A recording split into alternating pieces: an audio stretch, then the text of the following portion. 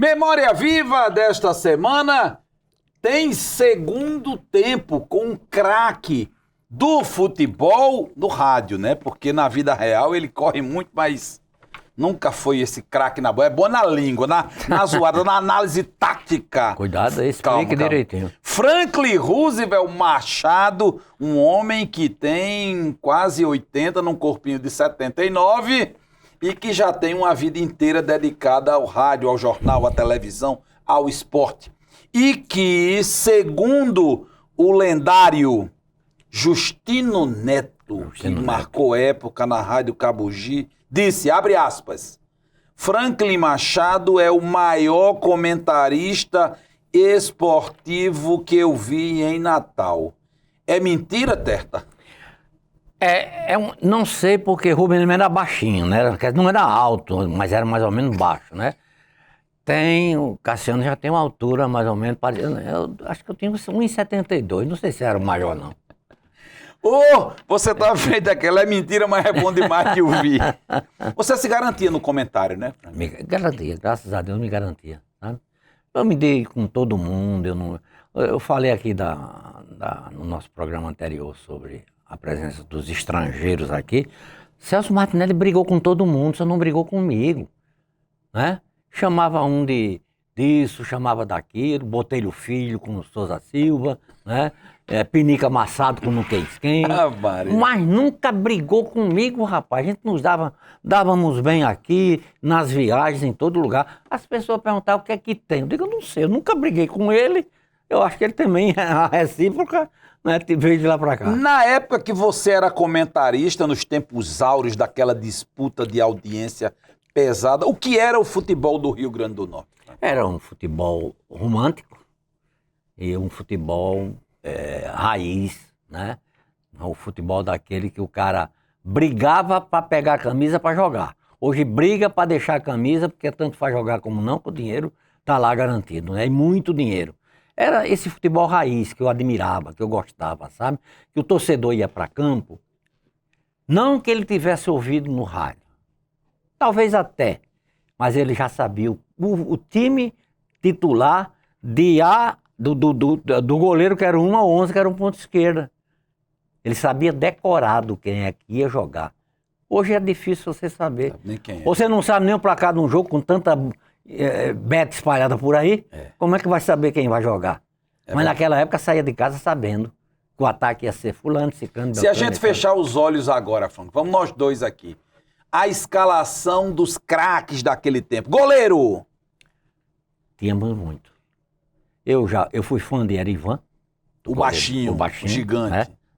Mas vi Ribamar jogar também muito antes Fechava. dele. Né?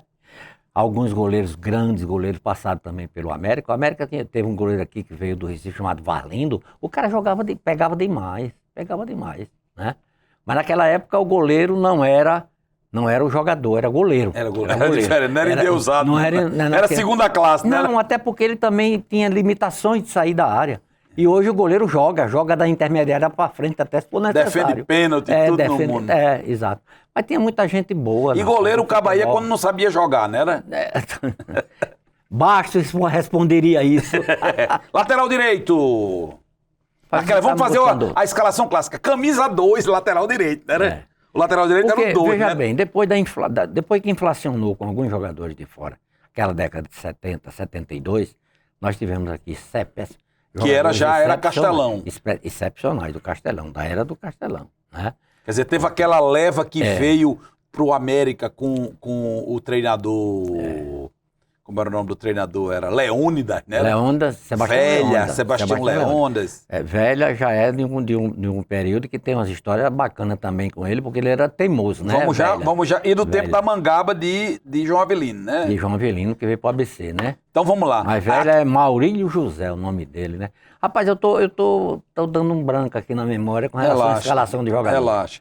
Quem era mais lateral? Era Fidelis, Sabará ou Ivan? Eu acho que Ivan. Ivan era mais, né? América zagueiro central, quem era? Edson ou era... Quem era o zagueiro? Ou Scala? Não, aí você tem uma parada duríssima, mas eu gostava muito do estilo de Edson jogar. Muito mesmo. Joel do ABC ou Joel Natalino do América? Não, o joia do ABC era incrível. Seguro baixinho, né? Muito, muito baixinho. Lateral esquerdo era Anchieta Anchieta. ou Cosme? Ou Cosme. Anchieta jogava demais. Era mais, né? Era mais. E na meiuca? Camisa 5, Maranhão. Maranhão ou Paúra? Não, 5 do América era Paúra, não. Foi Paúra, foi um bocado de gente. Teve Paúra, no ABC teve Drailton. Drailton. Né? Mas a meia cancha do ABC, né? Maranhão, Danilo Menezes.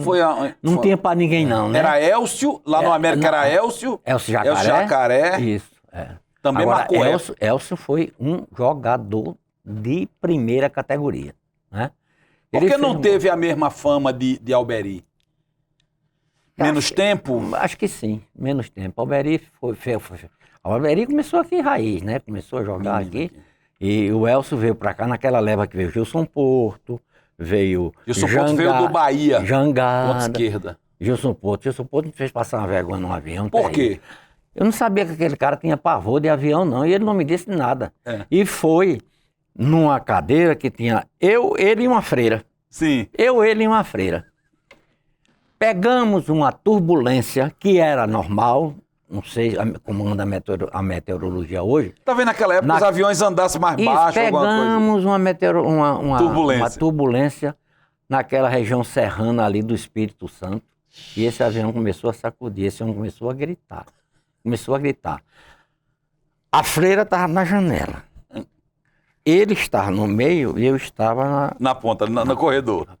E Jus começou a gritar, aí Escala olhava, todo mundo olhava, dizia, ele é assim mesmo, a gente já viajou muito com esse cara assim mesmo. Daqui a pouco, rapaz, o avião deu uma queda, um vácuo assim, sabe? Pum, pum. E até eu tive medo também, mas eu segurei aqui. Ele, em vez de apertar meu braço, apertou o braço da freira, deu um grito, soltou um palavrão desse tamanho. Aí eu disse, peraí, homem, que é isso, rapaz? Ô cara frouxo. E você já tinha perdido o medo de avião? Assim, eu já tinha perdido. Já descobriu que era bom, né? Aí eu já brigava pra andar de avião. Andar de avião é ótimo, né? Teve uma vez que você foi fazer um jogo do América lá em Manaus? Foi na Amazonas? Naquele tempo que o Campeonato Nacional, todo mundo contra todo mundo. Acho que aí foi 70 e alguma coisa, também 75. O time do América já era aquele, tinha o goleiro era... Otávio ou Birajara? Era Birajara e Otávio, os dois, se revezavam, né? Mas, Otávio ainda não tinha levado o ônibus do América, não. Mas nesse dia, o goleiro foi o Birajara, né? Que inventaram que estava cego, coisa nenhuma. Era o Birajara. Aí tem um episódio aí. Eu não sei se o doutor Metterlink Rego, que eu chamo de Metela, contou no livro dele. Mas doutor Vicente, era dentista, viajava com a delegação da América. A América fez por outra chefia da delegação, vai fulano de tal, vai Bertrand de tal, Guilherme Machado, não sei quem, tal. Aí a gente foi para Manaus. Todo mundo queria ir para Manaus. Zona Franca, meu amigo. Era, Zona Franca. Efervescência da Zona Franca. Todo mundo querendo comprar comprar muamba. Nego queria trazer até como se fosse tornozeleira eletrônica. 2 relógios no tornozelo, 2 relógios no braço e botar no braço. Você vai falar, tem relógio, tá, bota aqui. Bota aqui. Vicente inventou de comprar um som. Sim. Mas queria um som bom, grande e tal. E Vicente comprou um tal de um som Kinude. É Kinude a pronúncia? Tem um K, um N, não sei quantos O's e vai em frente. Muito bonito. Kenwood. Muita... Uma parafernália. Não, o som que batia, eu digo, vai fazer uma boate. Mas aí, uma caixa desse tamanho com os alto-falantes, a outra caixa com o equipamento, aí começaram a dizer no hotel, Vicente, isso aí não vai passar na alfândega, não. Vai nada, isso vai dar errado. Ele disse, mas não, o cara da loja me garantiu que não tem problema. Não. Isso vai dar errado. E começaram a falar. Vicente não dormiu, ficou só pensando nesse negócio, para no outro dia viajar. Quando chega no aeroporto, os caras gostavam da zoeira e achavam que eu era mais sacana do que todo mundo. Sim. Aí me disseram, vamos preparar uma pegadinha. Uma pegadinha aqui. Vamos, tu vai lá na moça que fala, dá as mensagens, aluno, tá lá, o voo vai sair, tá. Tu pede ela para dar um recado, e a gente inventa aqui o recado. Que recado é esse? Para comparecer aqui no boxe da Polícia Federal, da Receita Federal. Aí, ó, atenção, senhor Vicente, o senhor está sendo chamado para vir aqui. Rapaz, disse que Vicente estava com uma pasta na mão, soltou no chão. Já na fila do check-in, soltou no chão. Aquele negócio todo. E agora? E olhando para a mercadoria. Aí ele viu, perspicaz, que a mercadoria passou. Aí ele disse, não, você passou. O que é isso? Talvez seja um engano. Talvez... E os caras da sacanagem, tudo rindo e se afastando. Resultado, esse negócio era segredo. Mas tem sempre um... O cabo que abre o bico. Tem sempre um cara que abre um bico. O dedo duro. Um traidor. Aí disse, fui eu. Rapaz.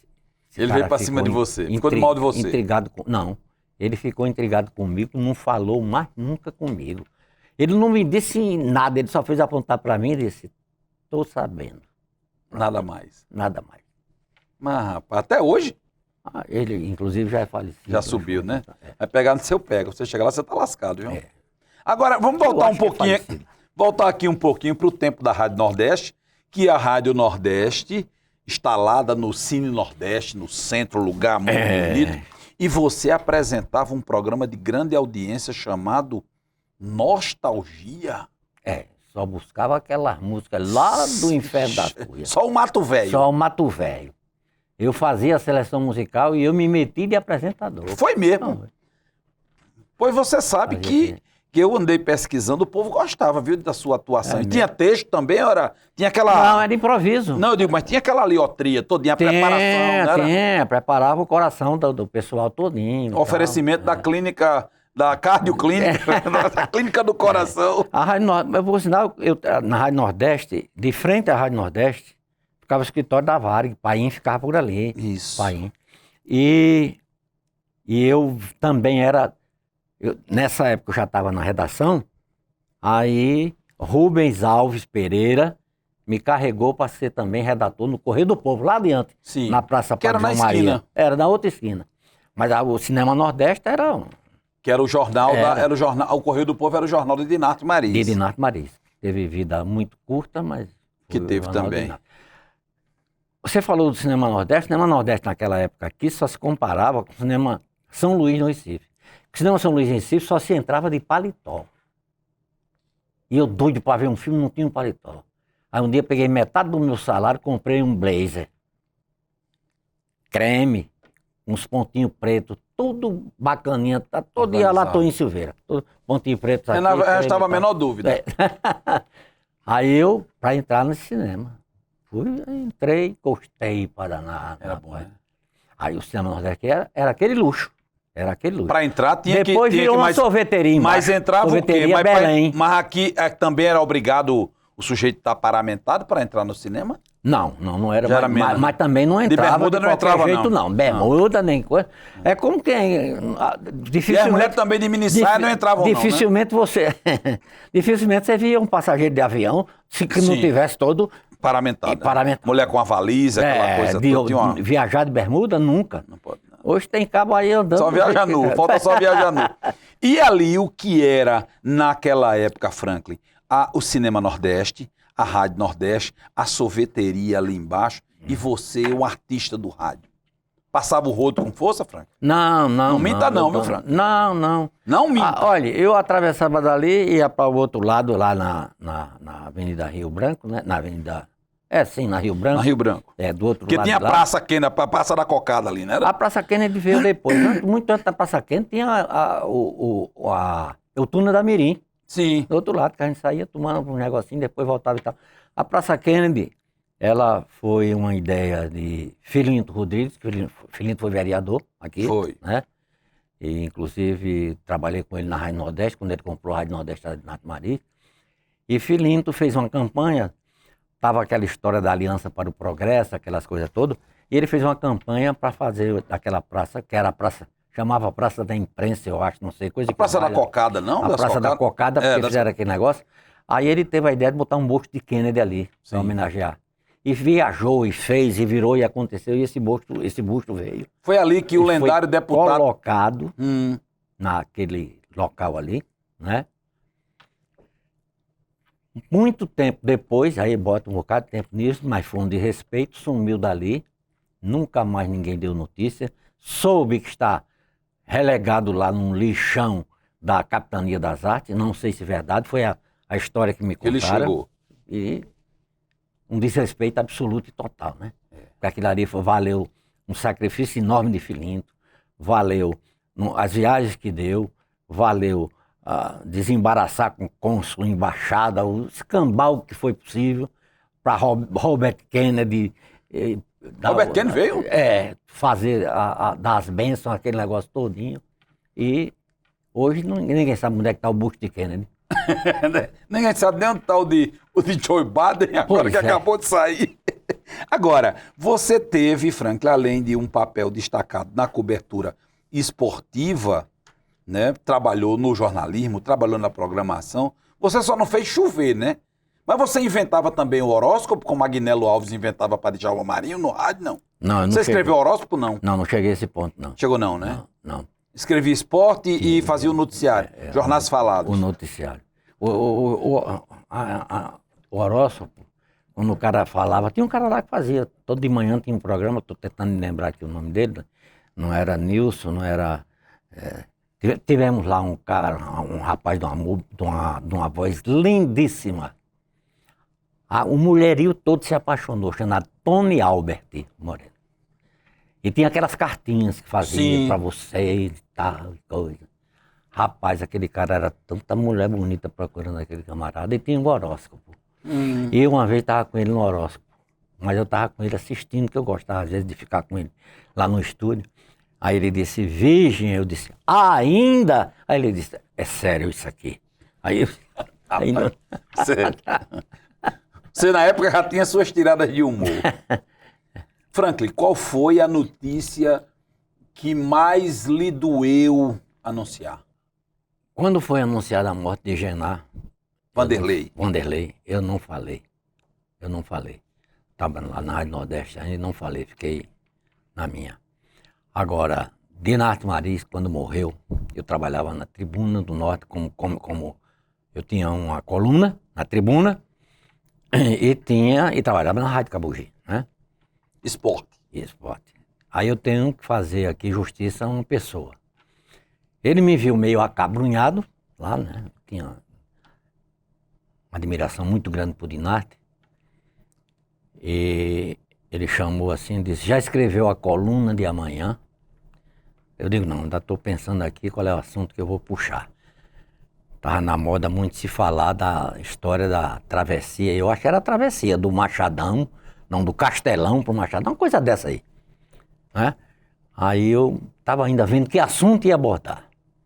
Aí ele botou a mão no meu ombro e disse, olha, você vai escrever sobre a morte de Dinarte Mariz e esteja à vontade. Na Tribuna do Norte, que era o jornal do principal adversário dele. Quem foi esse cidadão? Eu fiz a minha coluna, estou me emocionando aqui por ele e porque depois eu encontrei com Sanderson Negreiro, que é uma referência para mim, e Sanderson disse que foi o melhor texto que ele leu sobre a morte de Dinarte.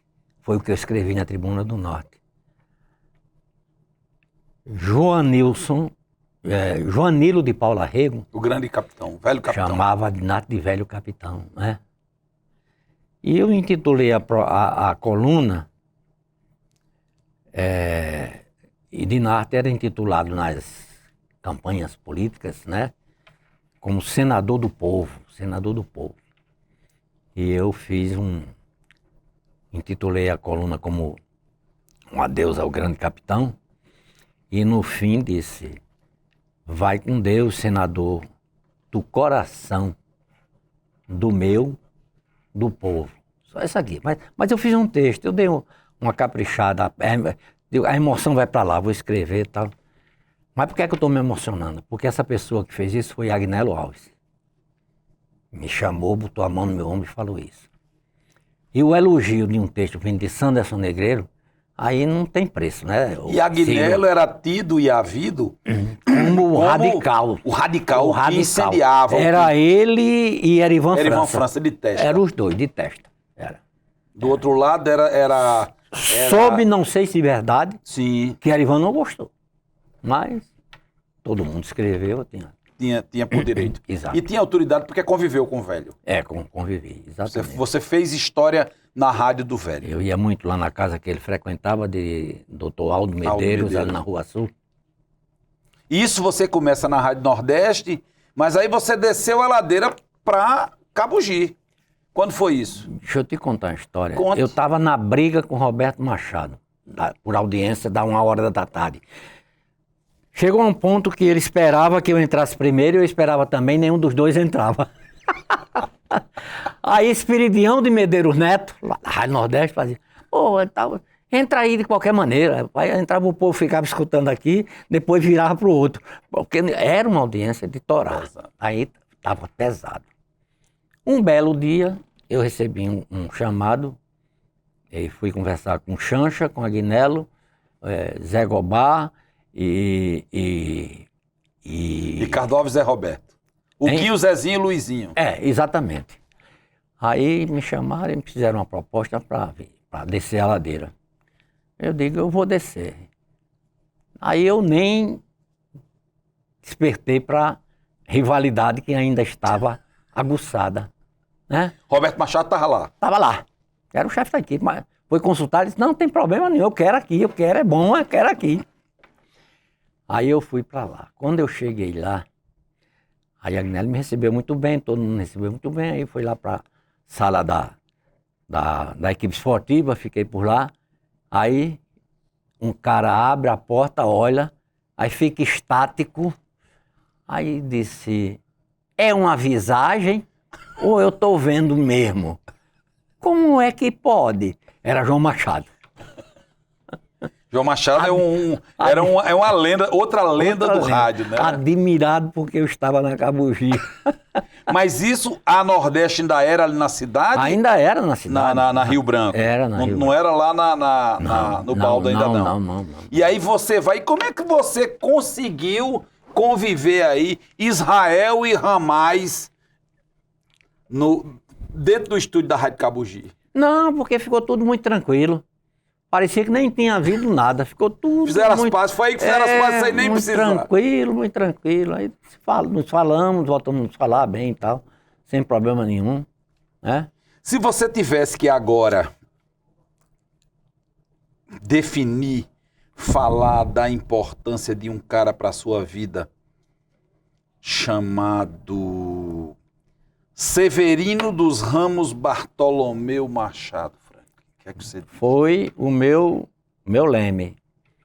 Foi o cara que me colocou nessa profissão, né? Me deu toda a força possível para que eu, não digo que vencesse, mas trabalhasse nela, né? E graças a Deus, o episódio foi um episódio que teve muito mais de mídia do que de sentimento, mas de qualquer maneira afetou. Não vou dizer aqui que não afetou. Você sofria? Muito. Imagino que ele também. Claro, eu acredito que sim. Chegaram a falar sobre isso? Nunca falaram? Não, a gente não falava para não dar, né, trela de que aí pudesse ter alguma coisa nenhuma. Depois ele foi para Mossoró, trabalhou lá na Rádio Difusora um bocado de tempo e tal. Machado é o autor de um codinome que salvou meu pai, Horácio Pedrosa, porque Hélio Câmara inventa, né, o plantão que não diz mentira, José Lira. E aí ele, Roberto, recupera o professor dos plantões. Porque tinha sido o professor de Zé Lira e de outro. Roberto Machado. Com o velho Continental. Fumava pouco não era? Muito. Puxou seu pai. Muito, puxou meu pai, que fumava demais. E ele fumava Continental, não era? Eu fui um fumante passivo, nunca fumei não. Nunca fumou? Nunca. Mas gosta do alterocopismo? Também. É bom, né? É bom. Como era a vida? Saía do rádio, terminava o futebol, você ia pro lendário Feijão Verde, era? Fui muitas vezes lá na 15. Tem uns pontozinhos, né? Tem uns pontozinhos. A Peixada Potengi. Peixada de Luiz era excepcional pra gente ir pra lá. A Cid Paula não tinha o que fazer. Sim. Inventou um terceiro tempo. Sim, um programa. Que era na segunda-feira de noite. De noite. Terminava na cachaçada. Não tinha, quando não era na Peixada Potengi, era lá na Cantina do Jonas, na subida do Areal. Isso. Era aqui, era ali, era acolá, mas sempre tinha. Agora, Franklin, eu pergunto, Naquela época você tinha como falar de futebol, porque tinha craque, tinha toda aquela emulação, e também não tinha hoje um recurso que existe, quer dizer, nessa betização que houve do futebol, e antes disso, porque hoje você tem campeonato aí, os cabos eu descobri que o Suchu lá não jogava toda semana, jogava toda o Sushi, semana, mas tem campeonato até da China, da Lua, da Coreia do Nilo, do Japão, de todo canto. Né, Franklin? E você deixou de ser comentarista por quê, Franklin? Mesmo tendo essa referência de Justino Neto e de outros craques do microfone que consideravam você como um cracaço de primeira grandeza. Rapaz, foi quando o futebol foi perdendo o charme. Aí eu vi que isso aqui não vai dar mais pra mim não, sabe? Já estava havendo uma certa influência numa transmissão esportiva que eu nunca dei certo comigo. Eu acho o seguinte, o repórter é para reportar, o comentarista é para comentar, o narrador é para narrar. Aí chega um cidadão aqui chamado J. Santiago. Santiago! Para narrar. Narrava de gravata, né? Era, narrar na Rádio Cabugi. E era o cabeleireiro do grafite, né? Que ele tinha, né? Que era um cara peruca, né? Ele narrava o lance, Ciro, e comentava o lance. Deixava o comentarista com as calças na mão. Chupando o dedo. E eu fui aguentando. Aí um belo dia, né? O finado Justino Neto até me chamou depois, faço não e tal. Ele fez a narração de um lance, me lembro como se fosse hoje, de um lance do jogo e tal. Aí disse, e aí Franklin, como é que você viu esse lance? Eu digo, do mesmo jeito que você viu e relatou. Aí parou. Você já estava por aqui? Estava por aqui, parou, foi embora. Digo, com esse rapaz não trabalho mais. Nunca briguei com ninguém, mas dessa vez me chateei, porque era uma invasão, né, do terreno do comentarista. Mas aí... Foi aí que você decidiu pendurar a chuteira, não? Não, eu resolvi sair de lá, mas ainda pensava em ir para algum outro lugar. Até porque tinha chamado. Mas... Aí eu fui para casa, eu morava nessa época na rua Praia de Ipanema, lá em Ponta Negra, um dos primeiros moradores lá do conjunto. Aí, eu acho que antes de eu chegar em casa, já tinha chegado lá um Fiat 147, que aquele bicho voava, não era turbinado, dirigido por Agnello Filho, o famoso Chancha, sim. E estava lá, Machado, Frank, não, peraí, não, faz isso não, tá. Ela disse, não, depois a gente conversa, hoje não dá para conversar. No outro dia encontramos, tá. Aí me demoveu da ideia, aí eu voltei a trabalhar, mas falei com ele, fui na casa dele, eu morava no conjunto de Ponta Negra, ele morava no Alagamar, atravessava lá para outro J. Santiago. Sim.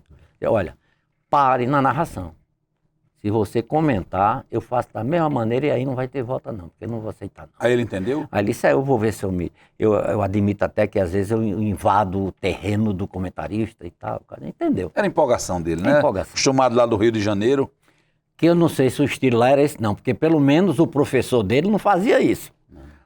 Né? Era o garotinho, né? O garotinho José não fazia, Carlos Araújo não fazia isso. Deixa comigo. Que ainda tá aí, né? Tá ainda firme e forte. Agora, hoje você tem repertório ainda, claro, porque cesteiro que faz um cesto faz um cento. E você não comenta mais futebol por quê, Frank? Eu não comento futebol mais por isso, porque eu acho que o futebol, para mim, perdeu a graça. Perdeu o charme que tinha e perdeu a seriedade que tinha. Naquela época a gente não via o que vê hoje no futebol, né? Mas será que não via porque acontecia e a gente não via ou porque hoje também está havendo uma transparência maior? Não, naquele tempo... E um descaramento Não, naquele tempo o que via a gente sabia. Tinha Dez Leitão, treinador, que era gaveteiro. Pra onde ele... gaveteiro? Já tem os nomes dos caras tudo indo no bolso dele, como hoje chama treinador de prancheta. Pois é, de prancheta, exatamente, empresário. Pra onde ele... Como é o nome dele lá, o que foi da Seleção Brasileira do Santos? Vanderlei Luxemburgo, pra onde ia levava aqueles 4, 5 já tem ali, ali. Naquele tempo tinha, né? Naquele tempo tinha. Vem em mim, aí o cara dizia, eu não posso não, que eu também tô. Quer dizer, tava no bolso do camarada, aí não podia ir e tal. Mas isso era uma coisa assim, não era uma coisa absurda que acontecia, que se via a toque de caixa não, sabe? Essa coisa, por exemplo... E depois o seguinte, eu fui perdendo também elan. O interesse, né? Porque o futebol, ele passou a ser um esporte que, ao invés de chamar o público para campo, começou a tirar o público do campo. Violência, e isso e aquilo outro. Eu digo, não, isso aqui saturou para mim. Não vai dar mais certo, não. Vou embora. Trabalhei com grandes elencos que formaram na década de 70. Você sabe que a ABC e a Erga formaram grandes elencos, né? Sim. Era Scala, E o sujeito demorava. Era Rildo. Né? Você sabia a escalação, demorava. Demorava. Era Rildo que teve o episódio do ABC que acabou punindo e o ABC não foi se escapar lá fora, né? Jogando com um time de presídio. Dizem aí, eu não sei se é verdade, não. Lá na Tanzânia. Mas Neto disse que era brincadeira isso. Agora, ô Franklin, você, claro, continua entendendo de futebol como entendia antes. É possível que uma partida tenha 18 escanteios seguidos ou tem gato na tuba aí? Tem. Escanteio seguido, lateral, desproposital. Tudo no mundo tem. Eu continuo Gol perdido, dizendo, né? Essa história de Beto está lacrando com o futebol. Mas está lacrando mesmo. Está entrando muito dinheiro, tá. Você não imagina quanto é um patrocínio de um clube para botar um negocinho aqui numa manguinha de camisa e tal. Eu soube que o Flamengo está ganhando aí agora os milhões do mundo todinho só para botar uma empresa argentina num pedaço da manga da camisa. Agora, e é argentina, não é nem... E é preciso reconhecer, claro, eu sempre me pergunto, né? Se tiver dando aquele resultado ali, o bicheiro vai lá e diz, menino, esconde a pedra aí, né? Isso. Pois é. Gols perdidos, né? Gols e profissionais que você diz, puxa, como é que esse cara domina essa bola desse jeito? Como é que perde você esse imagina, gol? o cara já ganha uma fortuna. Precisa disso. Precisa jogar na lama, né? Tudo isso. Toda essa credibilidade. Né? Porque eu achava o futebol, duas coisas que eu achava que eram muito corretas. Sim. Futebol e jogo do bicho. Hoje eu só não estou livrando mais nem a cara do jogo do bicho, porque já inventaram o jogo do bicho agora na maquineta, não é mais no pule. Eu só acreditava quando era no pule. Escrito. Tá escrito, tá pago, tá valendo. Franklin, você fez nome, fez história como comentarista esportivo. Hoje você atua na rádio CBN como um comentarista político que trabalha mais no jornalismo, que é onde você começou lá atrás, nos jornais falados, né? Há muita diferença, você disse que não quer mais comentar esporte, não quer mais saber de esporte, porque o negócio está complicado. Na política, tá tão diferente assim para você preferir a política ao esporte? Não é nem uma questão de preferência, é porque eu trabalho numa rádio que não toca música, é notícia o dia inteiro, né? E eu até que me esquivo um pouco às vezes, porque eu tenho um partido, agora eu me lembrei daquele nosso querido deputado estadual Carilado, né? Zé Adécio. Eu tenho um cara e tenho um lado. E eu busco os assuntos políticos, eu às vezes até que entro, mas entro muito numa maciota, que eu não gosto de contrariar ninguém. Eu trabalho com pessoas que pensam diferente de mim. E eu procuro respeitar o pensamento dessas pessoas. Se bem que a recíproca às vezes não seja verdadeira. Porque o lado que eu não sou é um lado que prega essa igualdade e não pratica. Eu, graças a Deus, procuro praticar. Mas a minha vida na política foi mais de, quando cheguei aqui, de correr atrás com bandeira vermelha de Dinato Marista. Você foi candidato Não tem por que negar. Nunca. Nunca quiseram aproveitar sua popularidade? Se eu te disser uma coisa, tu não acredita. Diga, acredito. Eu sempre fui dinatista, eu sempre gostei de ser arara. Do lado vermelha. Por isso, né? Você vê a caráter, né? E votava para vereador no meu querido amigo Souza Silva, que era um bacurau desse juramentado. Tem uma moça que começou menina com você na rádio e na TV Tropical, que fez questão de participar do programa com a gente. Hoje ela agora Antigamente ela queria ser Simoni quando era pequena. Mas agora virou uma jornalista importante.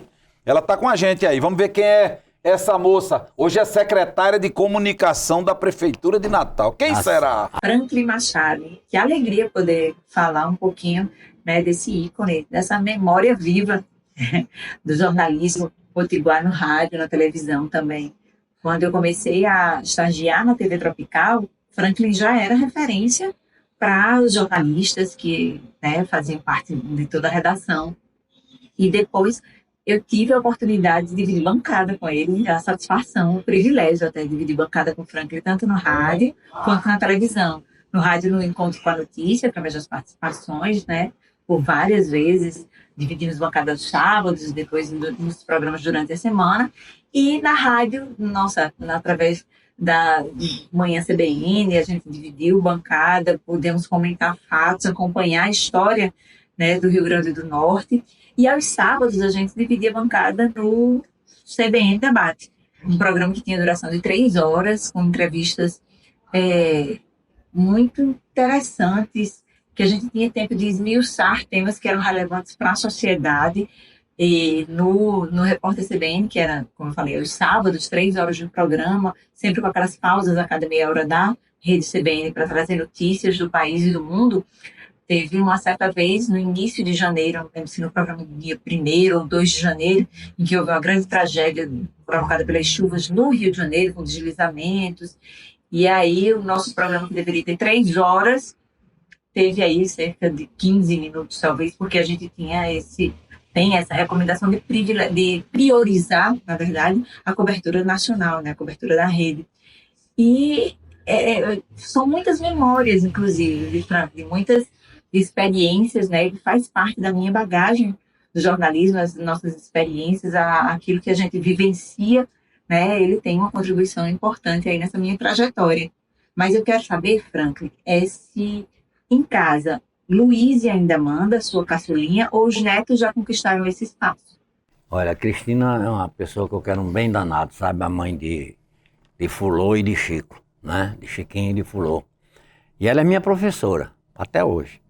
Eu costumo dizer lá na Tropical, quando chega as minhas do estagiária lá de cima, que às vezes vão me perguntar alguma coisa, como uma deferência e qualquer coisa, e chego com esse rótulo que eu não gosto, mas porque você é o decano daqui, você aqui, eu digo, não sou eu aprendo todo dia.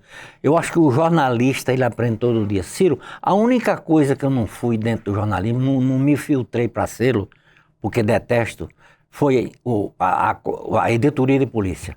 Nunca quis. Já dei pitaco em economia, em política e tal, mas nunca gostei da reportagem policial, né? Diferente de outros amigos meus que adoravam fazer. E dizia-se que o jornalista só se completava quando passava pela editoria de polícia. Eu nunca gostei. A Cristina trabalhou comigo, sabe disso. Eu adoro Cristina. A Cristina é uma professora, e eu digo para as meninas lá também, eu não sou professor de ninguém, eu sou um aprendiz e quero ser um eterno aprendiz. Tem um episódio com Murilo Meireles, que está conosco lá, já esteve, foi para Cabugi, voltou agora. Murilo vai chegando um dia, vai subindo as escadarias, aí eu vou descendo. Eu gosto de fazer essa pergunta. Eu digo, o que é que diz a rua? Aí ele disse, deu com um homem, desceu, saiu. Passou-se.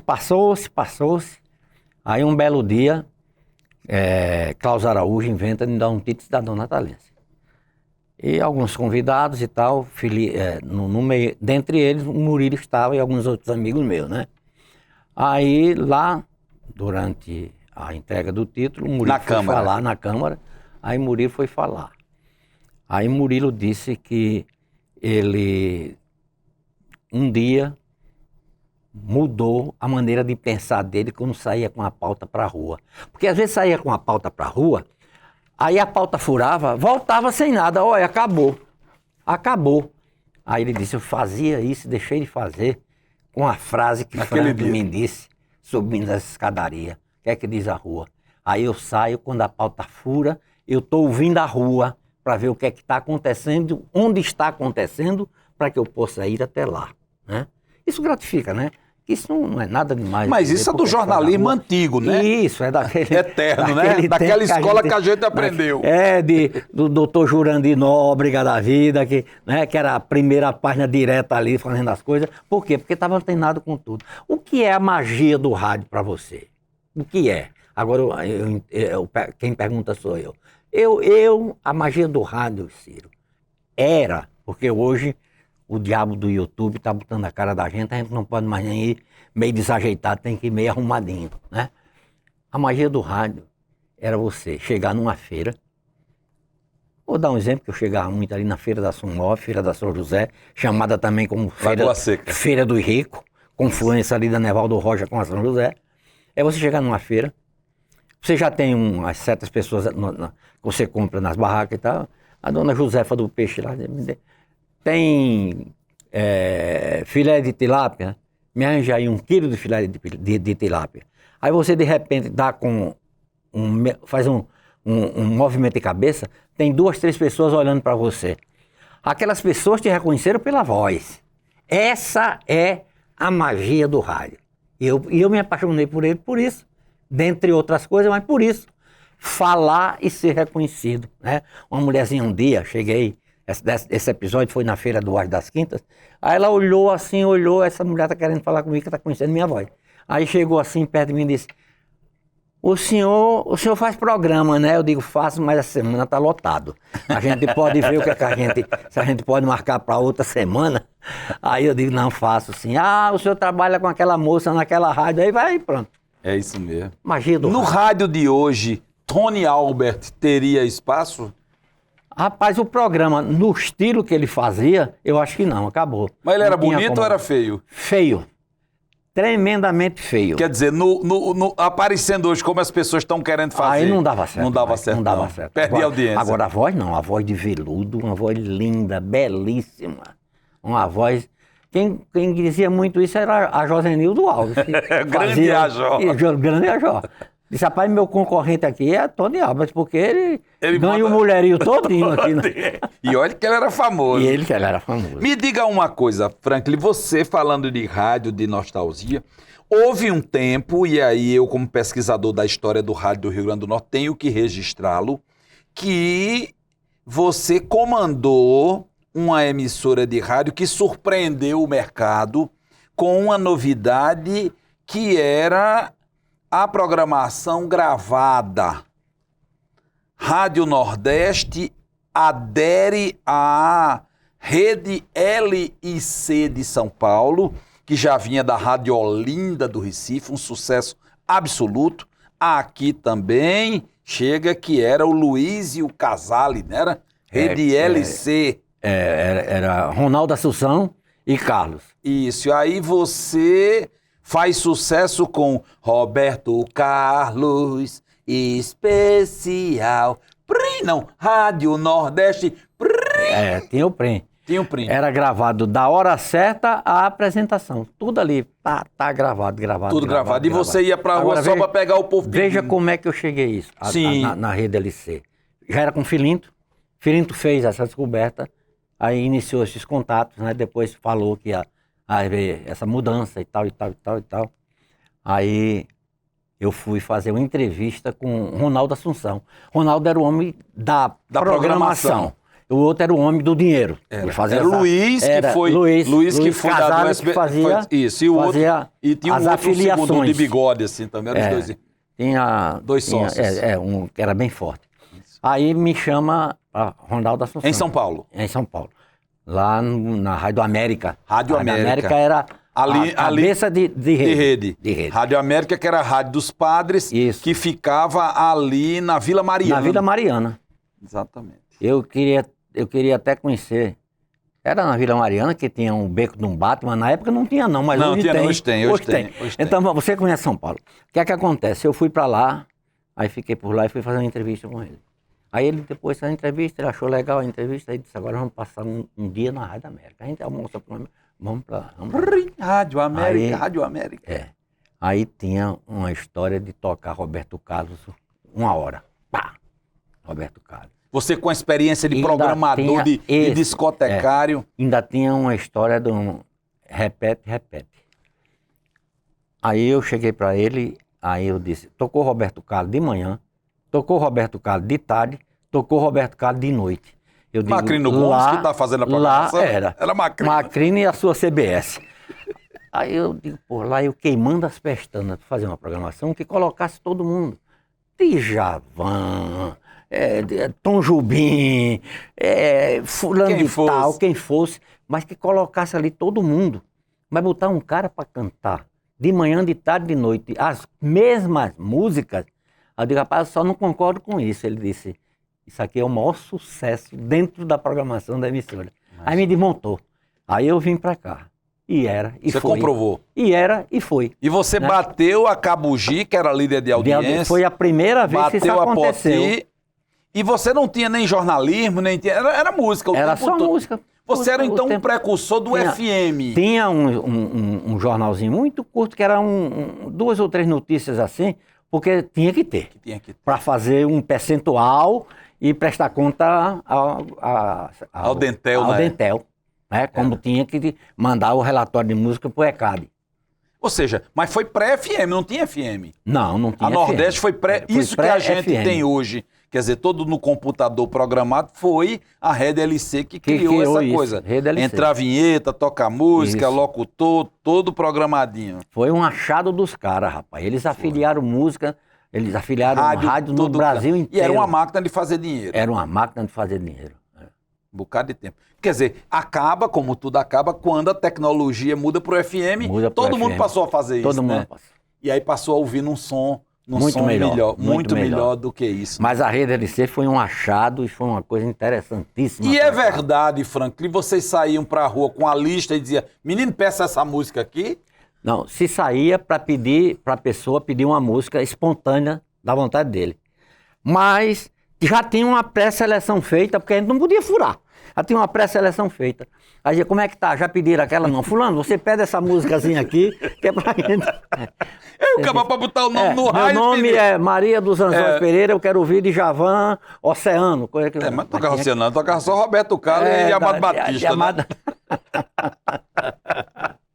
E aí vocês ficam, quer dizer, a Rede LC aqui fica até que época, Frank? Aí eu não, a data pra mim é meio É complicada. difícil, eu não me né? lembro, não, Mas passou foi até os passou estertores, mas bocado de passaram um tempo, bocado de bocado de tempo. Comeram couro. Foi. E onde é que você sai? Quer dizer, você já tinha saído, da Cabugi e voltou para Nordeste. É. Já sobre o comando de Filinto, e a rádio ficava ali perto da igreja adventista, no Baldo. Isso, Era ali. era ali, na praça onde morava Luiz G.M. Bezerra. E se andava, onde morava também as meninas Candinha Bezerra, Isso. o pessoal todo. E você dali vai para onde? Vai para Trairi? Não, eu fiz meu segundo porto, aportei na rádio Cabugi.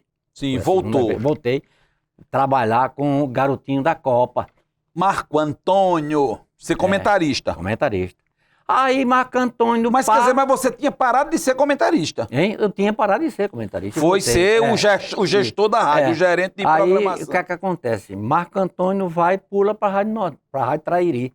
Sim. Para a Rádio Trairi, que estava num processo já de Mudou para mudança tropical. A Rádio Trairi pra agora é poder chegar a tropical. CBN, Continua tropical. sendo a mais quente de Natal. É.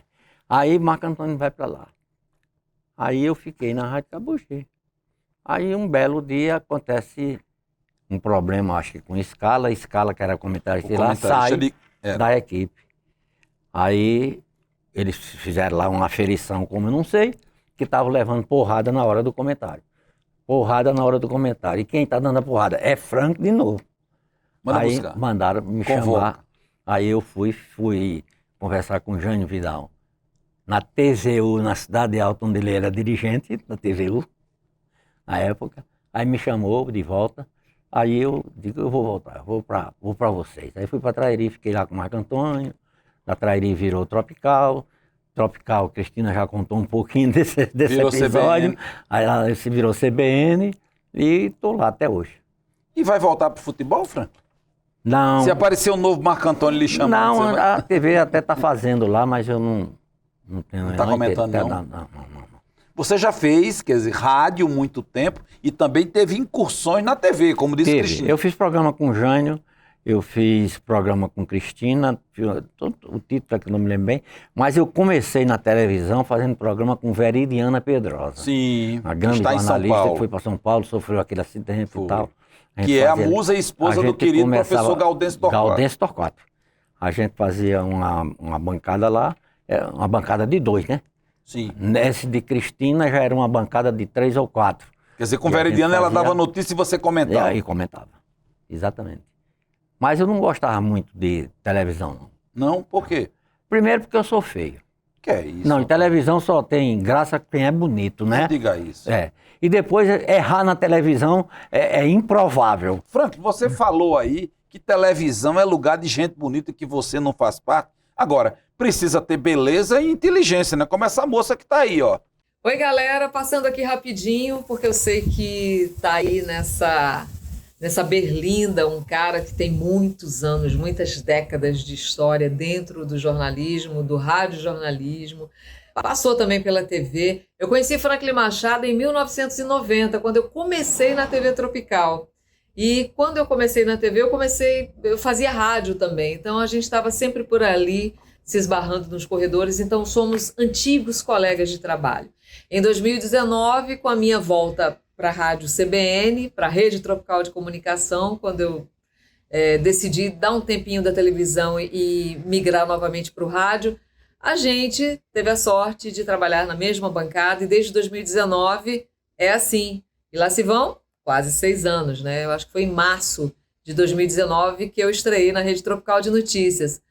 Franklin é uma pessoa de boas, um cara brincalhão, um cara sempre leve, apesar das agruras da vida, das notícias ruins que a gente tem que dar de vez em quando. É um cara leve, é um cara que consegue manter o seu bom humor. E a pergunta que eu faço para ele, qual foi o momento mais inusitado, mais engraçado, mais curioso da sua longuíssima carreira no jornalismo? É isso, beijão para todo mundo aí. Pergunta de Enem apresentada pela querida Margot Ferreira. Margot Ferreira, que é minha companheira de bancada hoje lá na A CBN. Bela e a Fera, é? É, a Bela e a Fera. Por isso que eu digo, ela faz televisão, que ela foi bela o tempo todo, tá com uns projetos muito bacanas, muito bonitos agora, projetos pessoais dela, e que eu desejo sucesso, que ela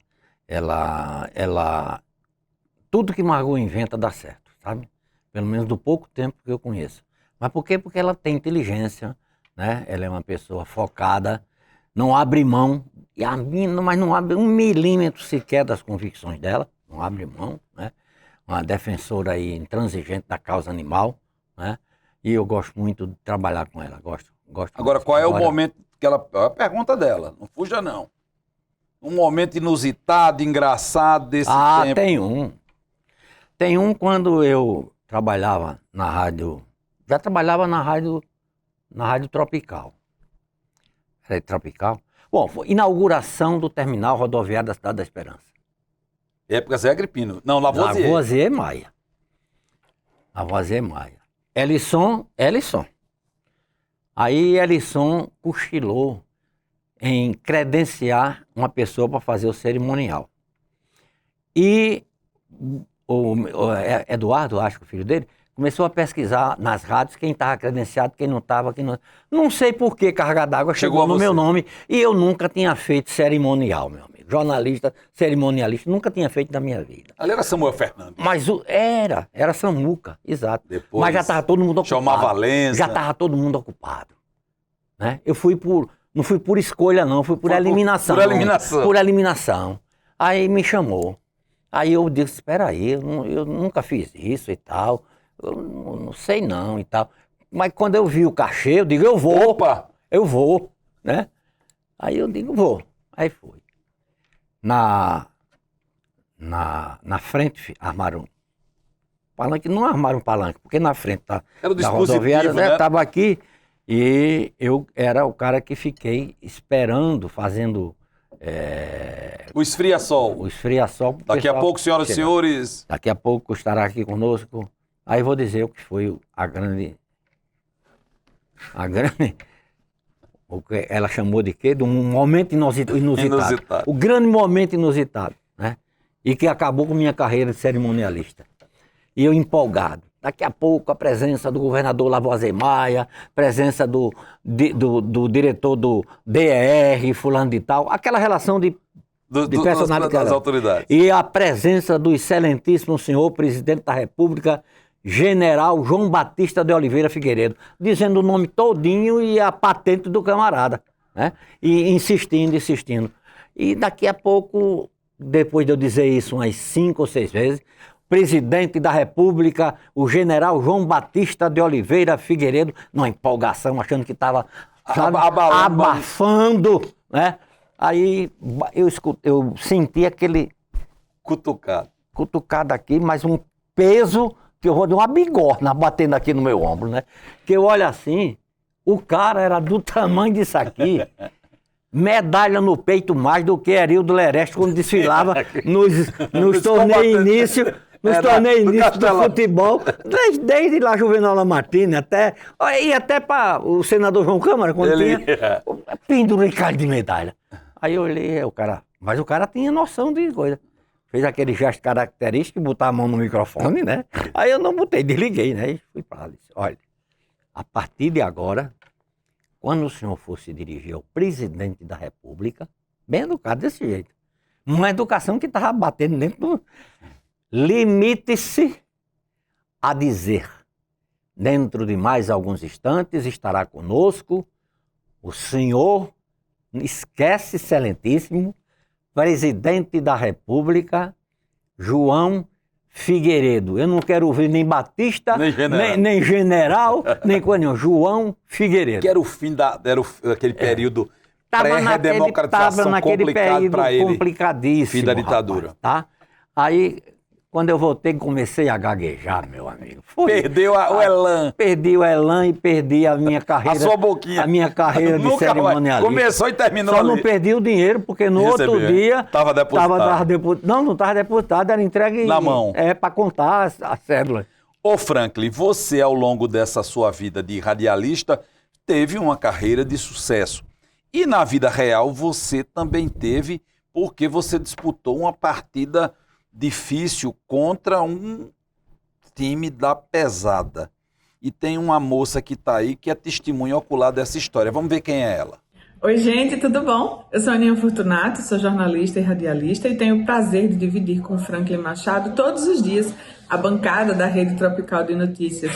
E trabalhar com o Franklin é um aprendizado diário, porque eu nunca vi uma pessoa para conhecer tanto os nomes e ruas de Natal, quanto também seus fatos históricos. A memória de Franklin é uma memória invejável e eu estou muito feliz que ele esteja recebendo essa homenagem.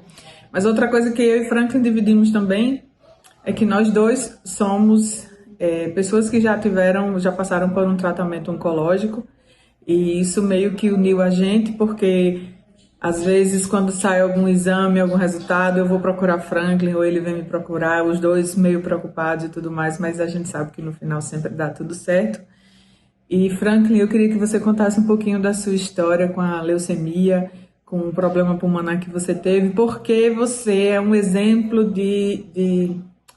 Eu não gosto muito dessa palavra, mas é um exemplo de superação, é um exemplo de que tudo dá certo no final. Aliás, nós dois somos, mas você, como grande homenageado do dia, merece contar essa história e o público também merece conhecer um pouquinho mais sobre você. Um beijo. Franklin Machado quer dizer que você vem driblando Ave Maria, Ave Maria, Ave Maria, doença? Naquela época era assim, ninguém falava o nome, né? Aquela doença e tal. Ave Maria, Ave Maria, Ave Maria. Aninha é uma figura excepcional, a Aninha adaptou-se muito bem, está lá com a gente, ela é a embaixadora de Serra Negra do Norte aqui, sabe? Ela adora Serra Negra do Norte e região.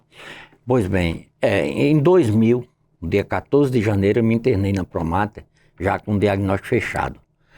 Eu tinha feito um check-up cardíaco, tá tudo tranquilo.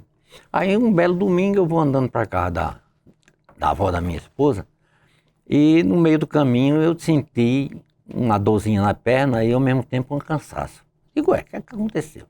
Mas adiantei-me mais um pouquinho, fui levando, aí disse, não vou mais adiante, eu vou voltar, vou para casa.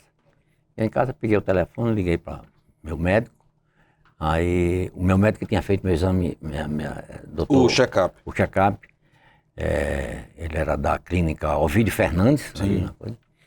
Aí eu liguei para ele, ele disse, não é possível que você entupir um duto da noite pro dia. Ele está zerado aqui com a gente, isso não está certo não, mas vai lá amanhã, segunda-feira, isso era no domingo, viu? Isso era no domingo. Vai lá segunda-feira para a gente fazer o exame, repetir o exame. Aí repetiu todos os exames, aí quando fez o exame de sangue, deu uma anemia profunda. Dessa do cabo tá botando sangue por tudo quanto era poro. Mas graças a Deus eu não estava sangrando. Aí ele me encaminhou para Henrique Fonseca, oncologista e hematologista, meu amigo de fé, meu irmão, camarada, meu padrinho de casamento, e eu fui para lá. Aí ele disse, espera aí, não vamos desesperar agora não, primeiro fazer exame. Existem outros pontos que a gente precisa esclarecer. Checar. Aí começou a bateria de exame. No final mandou me chamar. Aí disse, olha, a gente estava fazendo aqui aposta em tudo que fosse possível, menos no pior. Mas infelizmente, Deu pior. você está com a LMA. E a gente tem que cuidar disso. LMA é o hoje. quê? Leucemia mieloide aguda. E você tem que cuidar disso hoje. Não é fácil de acontecer com pessoas de 50 anos ou mais. Eu tinha 53 anos. Acho. Isso aconteceu não, em 2000, no mês de janeiro de 2001. Não, de 2000, de 99 para 2000. Aí o que é que acontece? Aí eu fui para a Promate, me internei na Promate. Aí vamos começar a preparação. No outro dia já começou, disse, olha, vamos começar logo com químio, porque a gente vai à cata de alguém que possa ser compatível para tentar um transplante de medula óssea. Não encontrou nem dentro da família, nem fora. Nem no cadastro tinha. Aí disse, pronto, agora a gente vai ter que apelar para químio. Uma peça rara, amigo. Aí fui para químio. Eu não aceitava toda a gambiarra, não. Aí fui para químio, primeira sessão, tirei de letra. Na segunda sessão eu já me apaguei mesmo, paguei. A terceira sessão foi um pouco mais pesada ainda, porque em meio a uma e outra, quando você fica em aplasia significa dizer que você está suscetível a dar um espirro perto de você e você se acabar. Agora faço como o outro, pegava tudo e qualquer coisa. Aí eu desenvolvi uma história de uma aspergilose pulmonar dupla. Isso é doença de rico, viu, Frank? É uma doença que talvez me matasse mais do que o câncer. Sim. O câncer era fichinha na frente dela e era nos 2 pulmões. Meus 2 pulmões estavam como os antigos queijos suíços bons. Quer dizer, como se você tivesse furadinho. A vida toda e tivesse me lascado, né? E eu nunca fiz isso. Aí eu estava com essa aspergilose pulmonar dupla. Aí fui para o tratamento. O doutor Carriço foi quem me disse, olha, você escapou da leucemia. Mas disso aqui, você é para se ajoelhar toda noite em 6 caroços de milho no joelho esquerdo e no direito. Daquele que porque fura. Você escapou disso aqui. Fedendo. Do outro a gente apostava até que desse para escapar. Mas desse daqui foi torando, meu amigo velho. Foi um negócio complicado. Aí eu escapei dos 2. Acho que o homem lá de cima disse, não, você ainda tem muito boleto para pagar. E tem muito o que falar. Vai demorar um pouquinho mais tem por aí. Tem muito o que falar ainda. Né? Aí eu consegui sucesso nesse tratamento. Mas eu agradeço assim, mano, abaixo de Deus, essas criaturas com quem eu me dou. Porque eu fui durante algum tempo vendedor de droga. Quando quem vendia droga não era traficante. Era propagandista de laboratório. Com a pasta. Dá licença, doutor. Eu conheço muito médico, conheci muitos que já deixaram a gente, que eu queria um bem danado. Eu era um cara que queria um bem de coração aberto, doutor José Carlos Passos. E ele a mim também. Pai do Paçoca e Paçoquinha. Exato, sabe? E a tanta gente. Aí eu disse, bom, já que ele me deu essa oportunidade de ficar, eu vou ver o que a gente pode fazer ainda daqui para frente. Agora, quando a pessoa disser a você que um portador de câncer, que curou-se, que está bem, que mudou conceitos, pode acreditar. A gente muda. Aconteceu com você, Frank? Uma virada de chave. Passou o filme da vida e você virou um canal. Da vida todinha. Para trás, para frente. Só não me lembro também do tempo que eu fiquei apagado, que eu apaguei, sabe? Teve um companheiro meu, filho de João Machado, Cuca. Cuca estava também com um CA. Eu não sei onde ele desenvolveu esse CA. Confesso a você. Parece que não era uma leucemia. Era o seu companheiro. Mas aí ele teve um probleminha na aplasia. Eu tive uma aspergilose e ele teve uma miocardite. Foi mesmo ensino no coração. Aí ele não saiu, infelizmente. Mas eu consegui dar. Então está aqui contando história.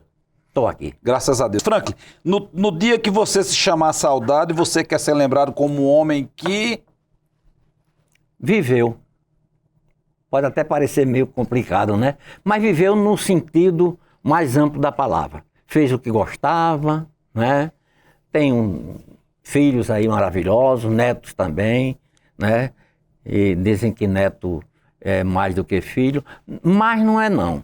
Mas o neto tem aquela coisa, né? O neto não bagunça na casa do pai e da mãe. mas na casa do avô ele faz o que ele quer, né? Mas eu vivi, sofri, né? Mas como Roberto Carlos, para você que levantou aqui a bola da EDLC... Roberto Carlos especial. Para Roberto Carlos especial, né? Como é? O importante... O importante é que emoções eu vivi. E continuo vivendo, graças a Deus. Espero que ele tenha um tempinho mais para as coisas se acomodarem ainda. Eu também. Vamos pegar o trem? Agora Que tem um vagão cheio de gente aí querendo também. Eu amo muito meu avô. Eu gosto muito de assistir com ele. E gosto muito também das brincadeiras que ele faz. Eu amo muito meu avô. Deixa eu ver, Lucas. Vovô, você sempre foi muito especial pra mim. Eu gosto muito de você. Te amo. Vovô, a gente te ama. Falar de Franklin é bem difícil, porque assim, são muitas histórias que a gente tem juntos ao longo desses 36 anos que estamos juntos. Mas 2 momentos muito importantes para mim, assim, bem engraçados. Um deles bem engraçado, o outro nem tanto, mas um deles foi o nosso casamento. Eu vim saber que ia casar um dia antes, poucas horas antes. Eram 11 horas quando ele disse: amanhã a gente vai casar às 9 horas da manhã. E eu não sabia de nada. Nada. Esse é o Franklin que vocês não conhecem. E a outra ocasião foi durante o tratamento de câncer dele. Franklin é uma fortaleza muito, muito grande. Franklin, durante todo o tempo, ele não reclamou de nada. Ele era o tempo todo sorrindo. Quem entrava, quem saía, ele estava sempre sorrindo. Mas o que foi engraçado disso, que a única vez que eu vi Franklin reclamar foi quando o cabelo começou a crescer. Gente, que cabelo! Mas ele fazia assim, aí começava a chorar. Esse é o Franklin que me dá trabalho. Mas aí, Franklin, fica aqui uma perguntinha para você, meu amor. Você costuma dizer que se tivesse casado, se tivesse matado um, já estaria solto. Você tem certeza disso? É isso que você queria? Beijo, te amo. Meu pai, ele é uma pessoa muito divertida. Quando ele chega, ele faz amizade, ele faz brincadeira, ele diverte e alegra todo mundo, todo ambiente que ele chega. E ele é uma eterna criança, isso é uma das melhores qualidades dele. Falar de pai é trazer muitas lembranças. Desde quando era pequenininho, ele fazia um prato de papa para mim escondido antes de trabalhar, de botar a coisinha do pai de Beto Carvalho e a gente dançar na sala. Até quando, já depois de ser mãe, apaguei um dia lá na casa dele e quando eu acordei procurando os meninos já estavam com ele na sala, distraindo, e ele disse que era para eu poder descansar mais um pouco. Painho é amor, é paciência, é resiliência e eu sou muito grata por isso. Eu quis falar do meu pai. É minha referência como homem, é meu herói, é um cara que eu vejo pela dignidade dele, pelo trabalho dele, pelo esforço dele para construir essa família que a gente tem hoje, pela coragem que ele teve. Quando, como minha mãe falou aí, ele ficou doente, ele não queria que a gente fosse no hospital, era para não ver ele naquela situação. A gente ia lá, eu acho que Luiz estava no hospital com ele, né, internada, e eu e Luana foi acho que poucas vezes. Das vezes que eu fui, ele só queria que eu fosse uma vez na semana, para não ver ele daquela forma. Ele não queria lá ninguém com choro, ninguém com tristeza, ele queria todo mundo sorrindo. E ele falava que ia sair dali. E saiu. E hoje está aí como o guerreiro que ele é. Te amo, pai. Rapaz, não era para fazer isso não, mas fizeram. Agora a resposta, aí. Rapaz, você estava preso, Franklin, ainda? Não, eu dizia isso às vezes e tal. Mas é uma pessoa que eu tenho um respeito e admiro demais. Luta 4 horas por dia. Ela, quando ela define o que é que quer fazer, ela faz, vai até o final, né?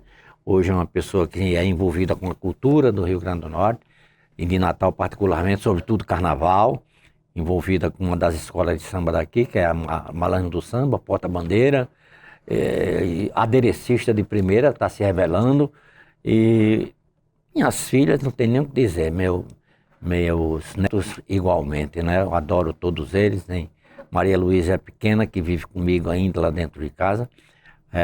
Mas essa história da tornozeleira, eu dizia, eu já estava usando tornozeleira eletrônica, não estava mais nem vindo aqui. Mas isso é brincadeira, a gente tem uma relação muito legal, sabe? E foi isso. Maria Luísa nasceu, eu estava internado. Aí chegou a hora de fazer o parto e Bezerra disse, falei aqui para você que eu não gostava de ver sangue, né? Mas depois desse tratamento, passou tudo. Aí ele disse, vai assistir. Foi o primeiro filho que eu vi nascer. Porque eu tenho um primeiro casamento, tive 4 filhos, esse é o segundo. E Ives praticamente fez questão de me levar lá para a sala de parto, e eu desci com ele e depois subi. Aí ela tinha que ficar lá os dias que ela tinha que ficar, e a gente estava em quartos separados, mas alguns momentos ela ia lá para o quarto que eu estava, ficava lá comigo e tal. Ainda hoje eu guardo isso como uma das lembranças, das melhores lembranças da minha vida, sabe? Mas é isso, é família, né? É alicerce. Mexeu agora, viu? Eu quero, Franklin, emocionar, agradecer por você ter vindo, por você ter contado sua história, por você ter compartilhado com a gente do Memória Viva momentos de sua vida, momentos como profissional, momentos como pessoa, e pra gente fechar com a emoção que ninguém é de ferro, né? Obrigado, meu irmão. Obrigado. E vou esperar pelo Trancelinho ainda, viu? Ainda. A você que nos acompanhou, obrigado. Semana que vem a gente tá de volta, sempre trazendo alguém que tem muita história para contar e traz para contar. Um abraço, a gente pode ser visto toda terça-feira, 9h30 da noite. Memória Viva tá no ar, ao vivo e em cores, como se dizia antigamente, na TVU, canal 5.1. Estamos também em tempo real no youtube.com/TVURN. Replay, quinta, 3 da tarde. No rádio, quinta, 12h30, 88 FM. Até semana que vem.